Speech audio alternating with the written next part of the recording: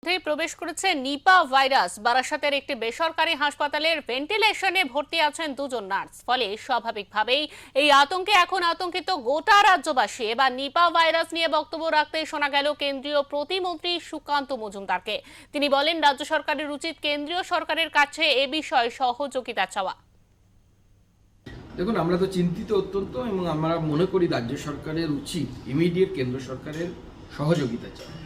বিশিষ্ট যারা এই বিশেষজ্ঞ আছে, জীবাণু বিশেষজ্ঞ যাদেরকে বলে, জীবাণু বিশেষজ্ঞদের টিমকে কেন্দ্রীয় যে রিসার্চ ইনস্টিটিউট বা গবেষণাগার আছে, সেই গবেষণাগার থেকে সেই সমস্ত বিজ্ঞানীদেরকে বা তাদের টিমকে উচিত ডেকে পাঠানো রাজ্য সরকারের, এবং রাজ্য সরকারের কিছু ডাক্তার বিজ্ঞানী এবং তার সাথে সাথে কেন্দ্র সরকারের এই সমস্ত বিজ্ঞানী ডাক্তারদেরকে নিয়ে একটি টিম তৈরি করে ইমিডিয়েটলি কাজে নেমে যাওয়া, যাতে করে বাংলার মানুষের আর প্রাণ না যায়।